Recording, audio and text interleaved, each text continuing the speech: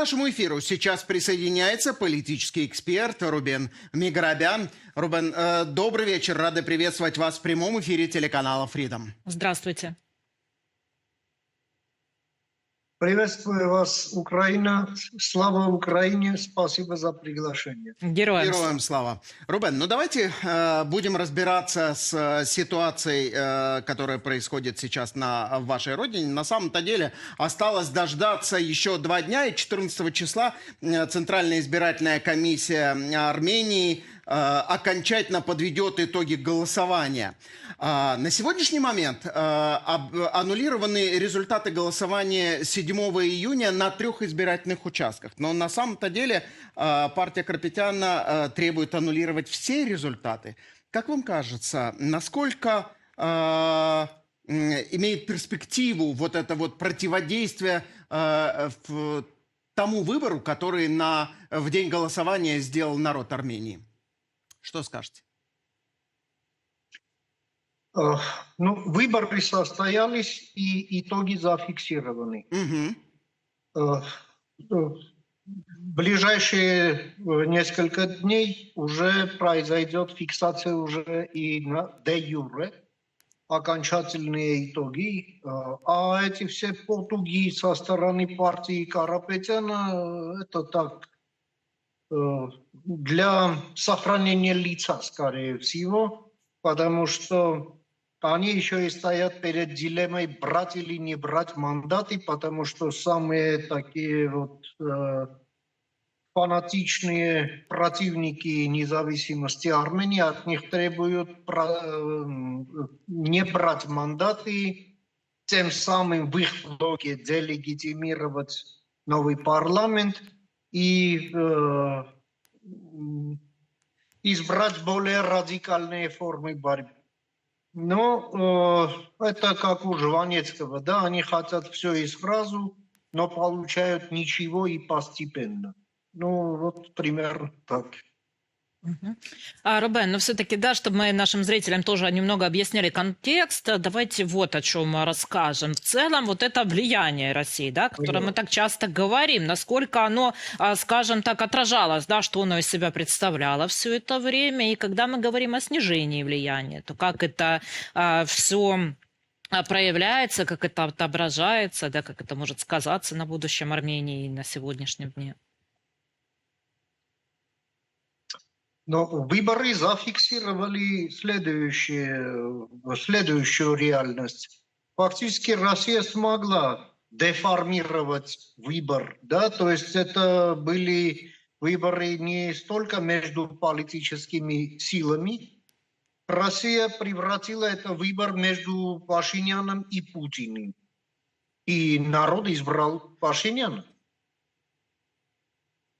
Но в то же время Путин удержал за собой оппозицию в виде разных вот этих прокси-партий, которые являются его, такими клиентами. И Россия стремится посредством запугивания торговых таких ограничительных действий принудить Армению действовать в своем формате. Как вам известно, с сегодняшнего дня Россия также запретила и транзит армянского экспорта. Если до этого просто было наложено эмбарго на армянский экспорт в Россию, то сейчас еще и транзит. Но можно зафиксировать, что Россия ежедневно занимается самострелом и уничтожает те остатки своего влияния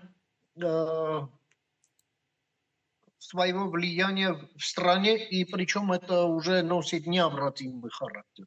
Идет обрушение российского влияния, и уже ничего эту конструкцию спасти уже не в состоянии. Все, что важно знать сегодня, уже в приложении Freedom. Прямые эфиры, спецпроекты, репортажи и аналитика. Просто скачайте приложение в App Store или Play Market и получайте актуальную информацию, где бы вы ни были. Быть в курсе важных событий с Freedom – это просто.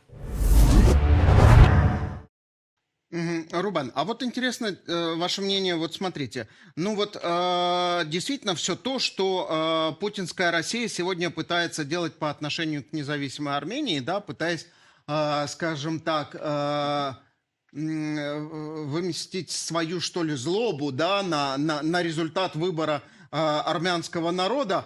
А что у них есть еще в инструментарии, да? Ну вот насколько, допустим, ощутимо в результате будет вот эти вот ограничения, которые россияне ввели касательно армянского экспорта на самом-то деле? Тут ведь достаточно важен момент, то, что удалось действующей власти Армении за последнее время, это нормализовать взаимоотношения со всеми соседями, по крайней мере, насколько это было возможно, нивелировать все сложные, конфликтные, спорные моменты.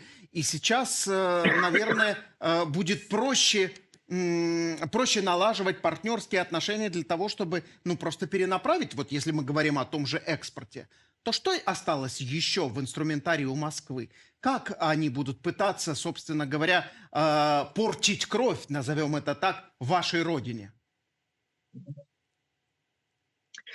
У России остался весь инструментарий, однако в этом ящике для инструментов все инструменты Россия поломала. И эти инструменты просто непригодны. Раньше было оборонное и военно-техническое сотрудничество, сейчас оно сведено к нулю. Причем это произошло постепенно. Россия решила форсировать события и так внезапно ввела фактически эмбарго. Ну что ж, Армения в аварийном режиме переориентирует вот эти экспортные потоки на другие рынки, и задействовала также Армения и дипломатию. И результат дал о себе знать в течение считанных дней. Европейский Союз открывает нам рынки, правительство Армении привлекло дополнительные средства и компенсирует логистические расходы экспортерам. Ну что еще? Остается газ. А по газу вот представитель комиссии по регуляции общественных услуг сделал заявление о том, что Армения и к этому тоже готова. Мы можем газ брать и в Азербайджане, и в Иране, и в Туркменистане посредством своп-операций. То есть эти зависимости, которые у Армении так по инерции еще оставались, они больше не носят критического характера. То есть Россия не остается ничего, кроме как угрожать, там, не знаю, шипеть или делать такие недовольные заявления, но не более того. И тоже интересно, в России сегодня там праздник, и Россия решила ввести запрет на транзит армянского экспорта в свой праздничный день. Но это все выглядит жалко и убого, и даже у меня нет слов соболезнования им в силу их этого убожества, и больше ничего. Рубен, а если они пойдут с другой стороны и, например, предложат какие-то новые гарантии безопасности, то, скажем так, есть ли возможность, что вы вернетесь к старой модели взаимоотношений в том или ином виде? Какие гарантии безопасности Россия способна вообще предоставить, и вообще безопасность от чего? Если от нее самой, то мы будем довольны. А гарантии безопасности от нее самой, это означает просто убраться вон и больше ничего. Да, мы это примем, причем с большим удовольствием. Кстати, это не просто такая фигуральная речь, да? А вот господин Лавров нам угрожает обсудить вопрос членства Армении в ОДКБ. Ну, там де-юре мы еще там остались, хотя де-факто Армении там нет. И причем за неуплату вот ежегодных этих членских взносов. Так, пожалуйста, мы будем только рады. Нашли чем угрожать нам или вредить. Наоборот, это только в пользу. Пожалуйста, мы ждем вашего этого вот обсуждения нашего членства. То есть это признаки агонии, можно так сказать. Врачи подскажут, да, в агональном состоянии люди делают неосмысленные действия или произносят неосмысленные речи. Примерно такая вот картина. Рубен, а вот действительно, ведь они сейчас, кремлевская банда и, собственно, ее главный вожак, вот они действительно, вы правы, совершенно находятся в состоянии агонии, ну, чтобы не сказать сумасшествия. В этом состоянии клиент, Да-да. пациент, даже не знаю, какое слово правильнее подходит, могут совершать все, что угодно. То есть следует рассчитывать, что мы станем свидетелями еще агрессии по отношению к кому-нибудь. Вот вы в материале, который предварял с вами сегодняшнюю беседу, упоминали и те же страны Балтии, и опять же, да, страны Центральной Азии, Южного того же Кавказа. Где зона риска, по вашему мнению, на сегодняшний момент?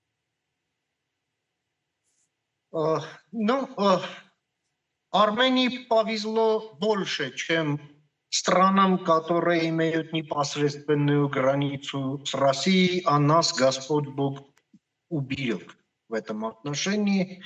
И это очень хорошая новость. Точнее, даже не новость, а вот констатация, да? Ну, касательно базы, которая у России есть, эта база истощена. У этой базы есть ограда, есть вывеска, но внутри нее пусто, как мертвая улитка. Ну, что может сделать эта база? Ну, разве что напасть на саму себя. Или там швырнуть тапку через забор. Ну, еще что. И больше ничего. Подтянуть силы. Ну, ей ни одна соседняя с Арменией страна не позволит ни через сушу, ни через воздушное пространство. Пробить коридор, так сил не хватит. Вы лучше меня знаете, как раз я от ваших выпусков узнаю, какая катастрофическая ситуация в Крыму. Российская военная машина ломается, но она пока еще шумит, пыхтит, там, дымится, но уже она не способна на такую вот трансляцию своей силы, чтобы еще через границу, там, допустим, десантом или еще как что-то сделать. Ну, невозможно просто. Поэтому эти угрозы носят такой риторический характер с целью самоуспокоения, опять-таки спасения лица, хотя такое лицо с таким хозяином очень трудно спасти. Ну вот, а мы двигаемся своим путем. Сейчас интенсивно идет вот работа по переориентированию нашего экспорта, потому что многие товарные группы, они просто скоропортящиеся, и с этим тоже нужно иметь дело. Ну, еще и вопрос зимой. Вот русские любят отключать газ именно перед, вот, накануне отопительного сезона. Что ж, к этому мы тоже готовы и будем готовы. Мы находимся в регионе, где этого газа полно. В общем-то, мировые запасы, в общем-то, здесь, да. Кругом вот топовые производители природного газа. Туркменистан, Иран, там, Катар, возможность своп операций.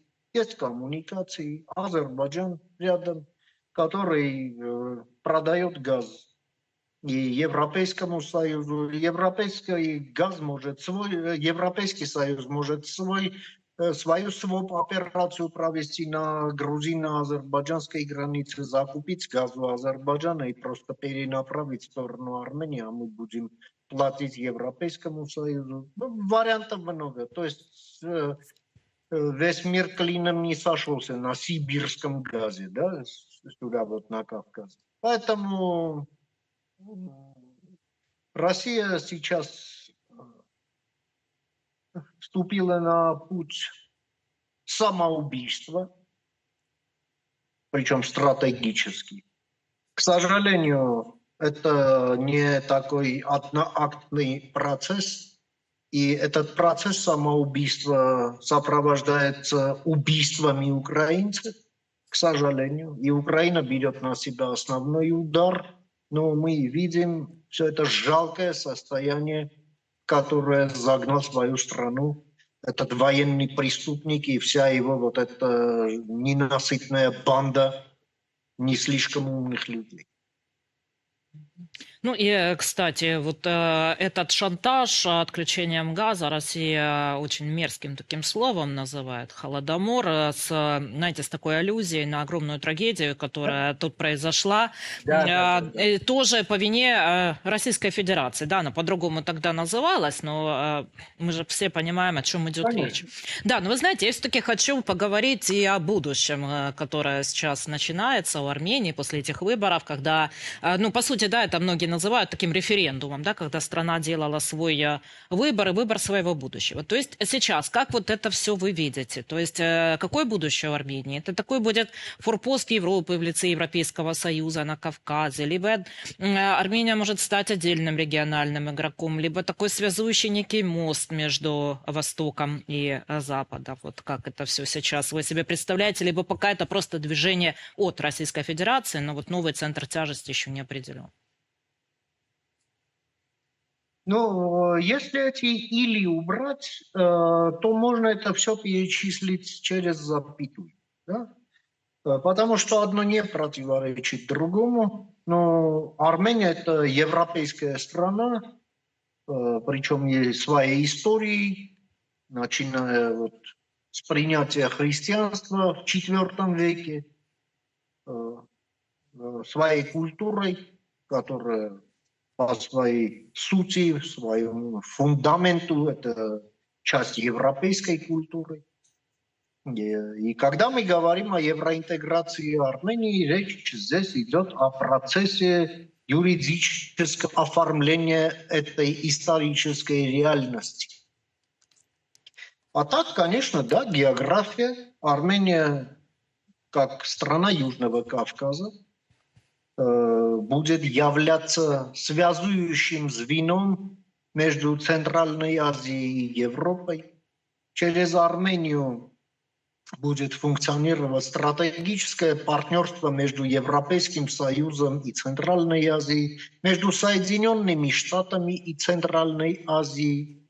Причем это проект, затрагивающий стратегические интересы и Центральноазиатской пятерки, и европейской большой Европы, и Соединенных Штатов. Особенно вот в этот период технологического перехода, когда вот критические минералы, технологическое развитие, да, становятся фактически единственным путем в будущее. Потому что мы понимаем, что цивилизация развивается именно в этом направлении. В Армении уже началось интенсивное строительство дата-центров по искусственному интеллекту.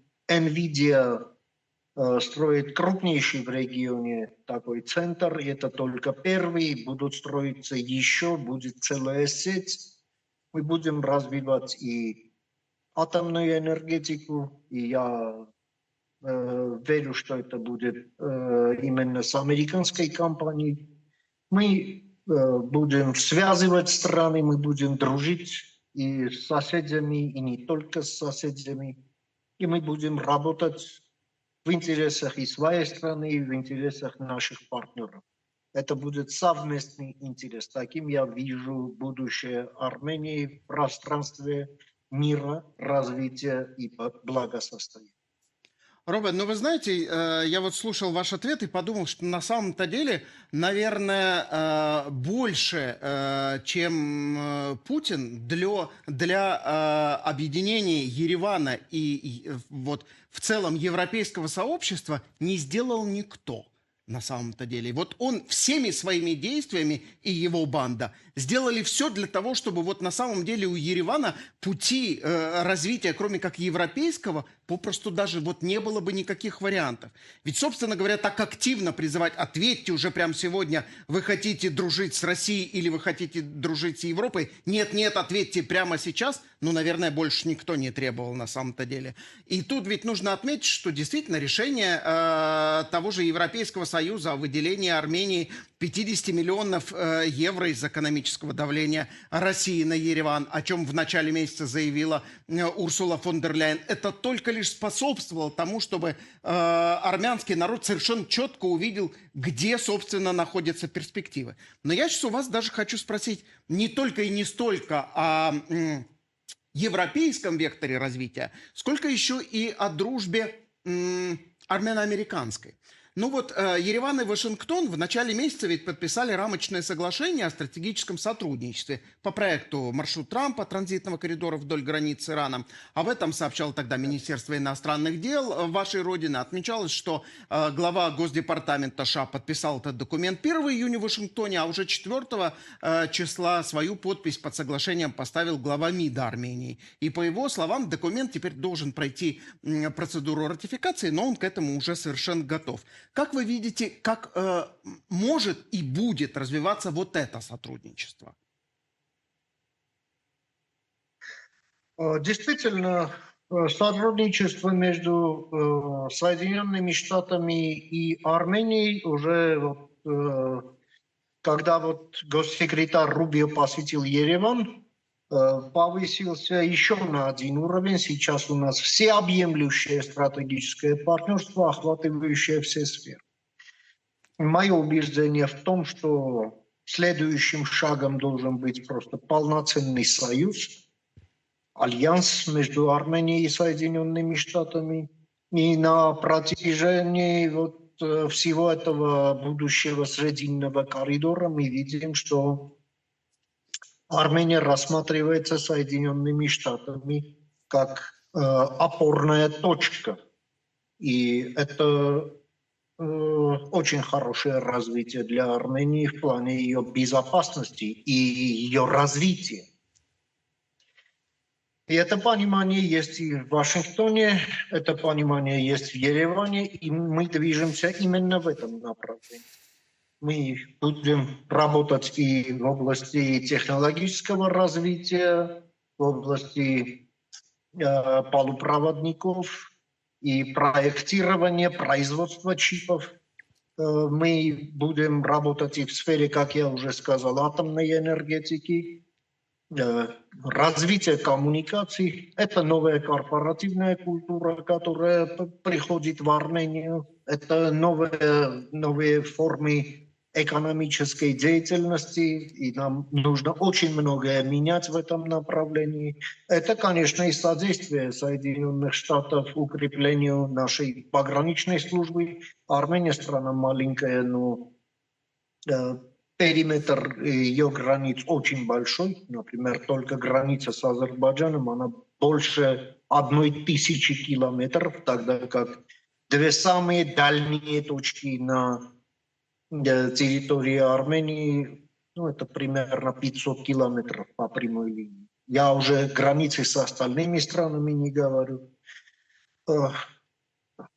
Это новые, самые передовые практики и в таможенной службе, и в налоговой службе. Самое главное, в судебно-правовой сфере. Мы помним, на постсоветском пространстве все реформаторы проваливались именно из-за провала реформ судебной системы. Когда эта судебная система не реформирована, становилась плацдармом для сил авторитарного реванша. Мы помним, что и в Украине была оранжевая революция, и почему-то после нее пришел Янукович. Да? То же самое было и в Армении, когда после правления Левона Тер-Петросяна здесь так и не устоялись эти демократические институции, и страна погрузилась в 20-летнюю криминальную диктатуру, от которой мы избавились только после бархатной революции. Весь этот постсоветский период меня и очень многих привел к мысли, что нужно развивать именно государственные институции. Они только являются единственной гарантией необратимости демократии и демократической формы правления. И вообще нормальной государственности. Институции и еще раз институции. И мы будем двигаться в этом направлении. А в этом есть нам много чему поучиться и у европейцев, и у американцев. Да, мы страна древняя, но как государство очень и очень молодое, только-только вступившее в совершеннолетие, если можно так сказать.